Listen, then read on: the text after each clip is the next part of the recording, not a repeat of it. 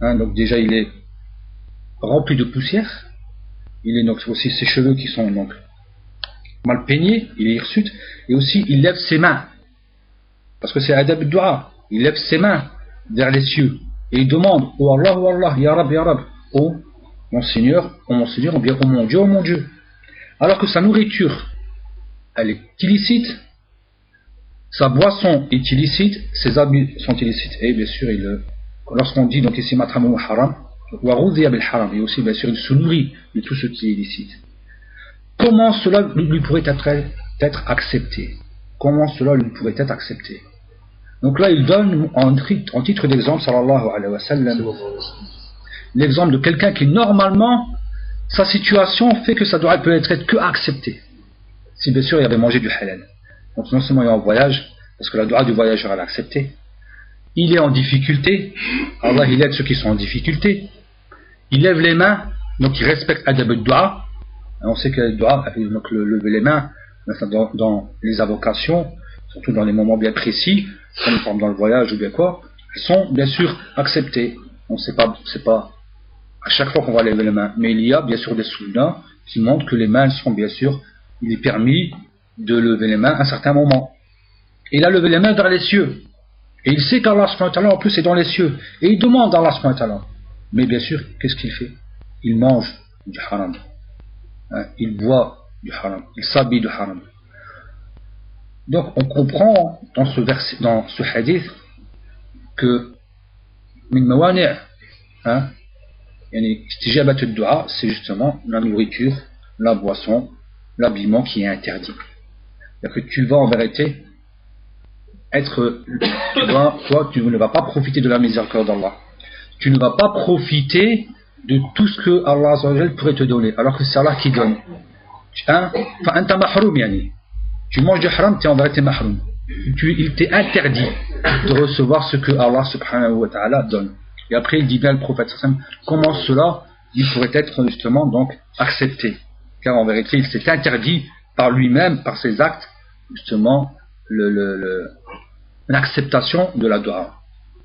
Troisièmement, parmi les adab, les bienséances vis-à-vis de la vocation, c'est que c'est que la personne ne va détester en rien dans le fait de faire sadaqa. Il ne faut rien mépriser dans ce que tu vas faire comme sadaqa. Même si tu donnais d'une demi-date, tu vas dire non, je vais le jeter plutôt, je ne vais pas le manger, je vais le délaisser. Si tu le donnais, c'était largement meilleur, même si c'était en vérité la moindre chose, la chose qui a le moindre coût. En vérité, ça coûte pas grand chose. C'est peut-être quelque chose qui pourrait être insignifiant à tes yeux, mais en vérité, auprès d'Allah, bien sûr, c'est azim. Et on a vu le hadith ce matin. Et aussi, donc, parmi d'autres hadiths, le prophète sallallahu alayhi wa sallam dit ma minkum min ahadin illa sayukallimuhu rabbuhu. Donc il dit sallallahu alayhi wa sallam, chaque personne d'entre vous parlera à son Seigneur. Et en Allah azza wa jalla, il va parler avec tout le monde. C'est pour ça qu'il y a un hadith qui s'appelle hadith al-najwa, où Allah va se rapprocher et il va donc prendre la personne, se rapprocher de la personne et lui parler. Donc c'est le chuchotement, personne n'entend. Wa alaykum salam. Et ça c'est une rahma d'Allah que personne va entendre. Allah va dire tu fais ceci, tu as fait cela, tu vas faire ceci. Il va énumérer tout ce que tu as fait, jusqu'au point où tu vas croire que bien sûr tu seras perdu, tellement tu as en vérité œuvré ou commis des mauvaises actions. Donc il va parler à Allah, il va parler à chaque personne. Laysa baynahu wa baynahu turjuman. Il n'y a pas bien sûr entre eux d'intermédiaire, d'intercesseur, ou bien quelqu'un qui va venir bien sûr parler, c'est-à-dire ou bien traduire ce qu'Allah va dire. Il n'y aura pas de cela. Ça sera direct entre Allah et toi-même. Wala hijab yahshabuhu, ni bien sûr un voile qui va donc voiler entre Allah et toi. Fayanzuru ayman minhu fala yara illa ma qaddama. Il va regarder à sa droite et il ne verra que ce qu'il a fait. Wa yanzuru minhu fala yara illa ma qaddama. Il va regarder aussi donc à sa gauche et il ne verra que ce qu'il a fait. وينظر بين يديه فلا يرى إلا النار فتلك وجهه إلى النار تلقى وجهه. Et il va regarder entre ses mains, devant lui, comme ça, et il ne verra que le feu, hein, qui sera bien sûr en face de lui-même. Fattaqun nar, il dit, walaw bishiq tamra. Donc le prophète sallallahu alayhi wa sallam, il donne la solution. Il dit, craignez le feu, ne serait-ce que par quoi? La sadaqa d'une demi-date. Donc le prophète sallallahu alayhi wa sallam, ici, il mentionne, dans un moment très important, où c'était compte, toute ta vie qui va défiler, tu vas avoir ta vie. Parce que Allah Azza wa Jal, il va faire quoi? Il va créer, Allah il va faire que ta vie, elle va être transformée en choses. Tu verras tes actes. Tes actes, ils seront vus. Donc ce sera physique. C'est hissi. C'est pas ma'nawi. C'est hissi, on va le voir. Parce que le dit fayanto, yara. Allah Azza wa Jal va faire que tes actes seront vus. Pourtant là maintenant, on ne peut plus voir nos actes. On ne les voit pas. Ce qui a été passé est passé. On ne voit pas non plus ce qui va devenir. Mais là, Allah, il va faire en sorte que ce sera vu. L'a'mal tura, elles seront vues. Et en plus, il dit, dans ce moment bien difficile, craignez, et il donne quoi comme solution? La sadaqa. Donc c'est comme s'il disait, aux musulmans, faites sadaqa, si vous voulez en vérité être sauvés ce jour-là. Pas grand-chose. Il donne même en vérité la chose la plus simple, parce que c'est justement ça la miséricorde de l'islam. C'est justement ça, la miséricorde d'Allah Azza wa Jalla envers ses serviteurs. C'est que Amal Yassir, mais Allah Azza wa Jalla sauve du feu. Même avec des choses qui sont bien sûr simples, qui sont en vérité à l'origine, qui ne coûtent pas cher.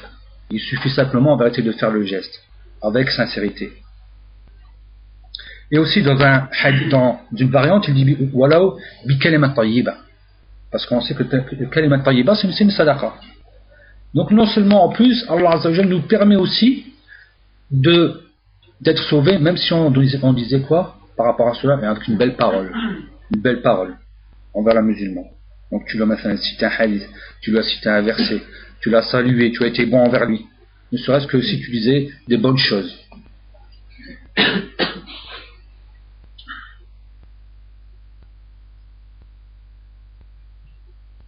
Car dans une autre version, le prophète sallallahu alayhi wa sallam a dit Ittaqun nara walau bishiq tamra faman lam yajid. Donc il donne la première solution. Donc il est mieux en vérité de commencer par la sadaqa. Et si tu ne trouves pas, fabi kalimat tayyiba. Donc celui qui a les moyens, en ce moment-là, ça sera donc physique. Ça sera ça. Mais c'est possible que la personne a envie de faire du bien, mais qui n'a pas les moyens. Donc Allah il lui a donné aussi une solution d'avoir la même récompense, d'obtenir la même récompense que celui qui a donné par al-kalimat tayyiba. Par justement al-kalimat tayyiba. Allah Azza wa Jal permet à celui qui est pauvre de pouvoir accéder à des récompenses que font les riches, par justement les bonnes paroles.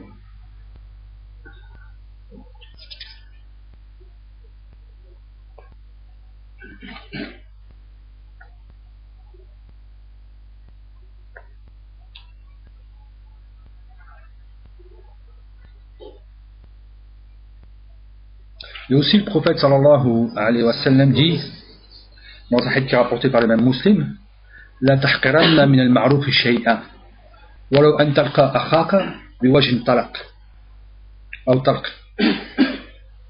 Donc ce hadith là il montre aussi toujours par rapport à la bonne parole, lorsqu'il a dit ne méprise rien de ce qui est bon, ne méprise rien de ce qui est bon, même si tu rencontres ton frère avec un visage radieux, donc tu lui fais un sourire, car chaque chose a son importance. Et ce sourire-là, il peut en vérité amener, c'est-à-dire le fait que la personne va être contente, joyeuse toute la journée. Parce que si tu venais avec un visage qui serait contraire à cela, peut-être que tu vas le rendre triste toute la journée. Et tu vas le faire entrer dans des wasawis.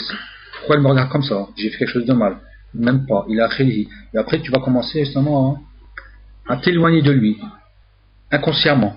Parce que tu as eu justement quelque chose qui est rentré dans ton cœur, en toi, dans le fait que tu as cru qu'il a pensé ça. Mais si tu as fait un sourire, tu vas dire alhamdoulilah, il m'aime bien, il a khili. Donc ça va justement ramener, ça va justement faire que cette entité, cette unité, elle va justement être créée. Cet amour va être justement créé vis-à-vis, par rapport aux musulmans les uns envers les autres. Donc ne serait-ce que, même si tu rencontrais ton frère avec bien sûr un visage radieux. Et parmi, donc des fois, parmi justement donc il faut en vérité ne rien délaisser. C'est pour ça que le prophète sallallahu alayhi wa sallam nous montre en vérité un optimisme. Un optimisme. Et certains savants donnent par rapport à ce hadith l'exemple que le cheikh de l'imam al-Bukhari, il a juste dit une phrase. Si quelqu'un d'entre vous avait écrit un livre, pourrait compiler la sunna. Qui d'entre vous pourrait regrouper la sunna dans un livre? Une petite phrase. Ça a fait donc réfléchir l'imam al-Bukhari, et puis il l'a fait. Et maintenant on profite d'une grande baraka d'avoir Sahih al-Bukhari, ne serait-ce qu'à partir d'une phrase d'un cheikh. Donc les savants sont revenus par rapport à ça, à cette parole-là, ce début du hadith. La tahkirana min al-ma'ruf shay'a. Donc ne déteste rien, ne méprise rien de ce qui est bon à dire, de ce qui est bon à faire, de ce qui est bon à dire, de ce qui est bon à donner. Et aussi bien sûr parmi les sadaqas, le prophète sallallahu alayhi wa sallam a même incité les femmes à donner. Il incite spécialement les femmes à la donner. Car pourquoi bien sûr il incite les femmes à donner? Car les femmes sont les plus promptes, sont les plus proches à faire des liens. Elles sont plus à la maison. Donc on va faire plus facilement des liens avec les voisines, avec les gens. Donc c'est plus rapide pour les femmes, non seulement de créer des liens, et aussi non seulement de rompre les liens des fois en se retrouvant en faisant des histoires maintenant par la parole ou quoi. Parce qu'elles sont comme ça. C'est comme ça. C'est la femme, elle est créée de cette façon-là. Facilement, elle crée des liens. Donc il dit bien, sallallahu alayhi wa sallam, ya nisa al-muslimat, la tahkiranna jaratun lil jaratiha walau bifirsin shah. Walau bifirsin shah. Donc elle dit bien, le prophète sallallahu alayhi wa sallam, il dit bien, ô femmes des musulmans, ne détestez rien dans le fait de donner quelque chose à vos voisines, ne serait-ce que si c'était une patte d'un mouton, ne serait-ce que d'une patte d'une brebis, ne serait-ce une patte d'une brebis, donc quelque chose même qui est insignifiant. Et ça aussi c'est la preuve de respecter énormément donc les voisins, sa voisine envers bien sûr sa voisine. Pourquoi? Parce que les voisins en vérité ils ont un droit qui sont énormes. Les droits qui sont énormes, ils sont même cités en plus dans le Coran. Les droits qui sont énormes. Donc les voisins ils sont au nombre de deux. Il y a le voisin qui est proche, il y a le voisin qui est loin. Même si certains ulama ont mentionné le troisième type en disant que c'est celui qui est de la famille. Mais celui qui est de la famille, qu'il soit voisin ou qui habite même à 5000 km, lui il a son droit. En vérité, celui qui fait partie de la famille, c'est juste un appui. C'est juste un appui, mais c'est pas un type de voisin. Il ne rentre pas dans le type. Le type c'est le voisin qui est proche et le voisin qui est loin. Le voisin qui est proche, c'est selon l'urf. C'est selon, bien sûr, donc l'habitude du pays. Même si quelqu'un vivait dans un village au Maroc, peut-être que pour eux, tout le village c'est le voisin. C'est en France, non. Ceux qui sont sur le palier, maintenant, il y a des gens, donc chacun, on va être cela, ça rend